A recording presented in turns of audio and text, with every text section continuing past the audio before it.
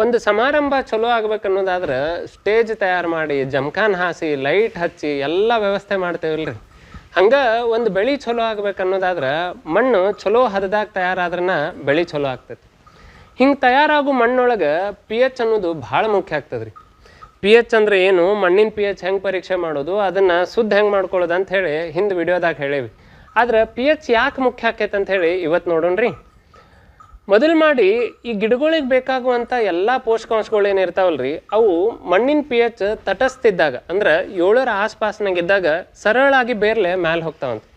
ಅಕಸ್ಮಾತಾಗಿ ಈ pH ಹೆಚ್ಚಾಕೊಂತ 7ರ ಮ್ಯಾಲೆ ಹೋಗಿ ಸುಣ್ಣದ ಅಂಶ ಹೆಚ್ಚಾಗತ್ತಂದ್ರೆ ಬೇಕಾಗೂ ಕೆಲವೊಂದು ಪ್ರಮುಖ ಪೋಷಕಾಂಶಗಳು ಜಿಂಕು ಕಾಪರು ಐರನ್ ಇಂಥವು ಇರ್ತಾವಲ್ರಿ ಅವು ಬೇರ್ಲೆ ಮ್ಯಾಲೆ ಇರೋದೇ ಇಲ್ಲ ಅಂತ. ಇದೊಂಥರ ಹಕ್ಕಿನ ಪಂಜರದಾಗಿಟ್ಟು ಹಾರವಲ್ತಲ್ಲ ಅಂತ ಅಂದಂಗೆ ಆಕೈತಿ. ಹಕ್ಕಿ ಏನೋ ಕಣ್ಣು ಮುಂದೆ ಐತ್ರಿ, ಆದ್ರೆ ಅದಕ್ಕೆ ಹಾರಕ್ಕೆ ಸ್ವಾತಂತ್ರ್ಯ ಎಲ್ಲ ಐತಿ.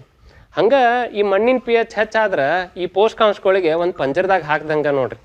ಮತ್ತು ಹಂಗಿದ್ರೆ ಏನ್ರಿಪ್ಪ ಪರಿಹಾರ ಅಂತ ನೋಡೋದಾದ್ರೆ ಮಣ್ಣಿನ pH ಇಳಿಸ್ಕೊಂತ ತಟಸ್ಥ ಅಂದ್ರೆ 7ಕ್ಕೆ ತಂದು ಹಚ್ಚೋದ ಕ್ರಮ.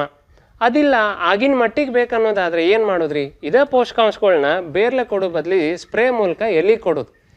ಬೇರ್ಲೆ ಉಣ್ಸಕ್ಕಾಗ್ಲಿಂದ್ರೆ ಎಷ್ಟೋ ಹೊತ್ತ ಎಲ್ಲಿಲೆ ಸಲೈನಾರ ಹಚ್ಚೋನಲ್ರಿ.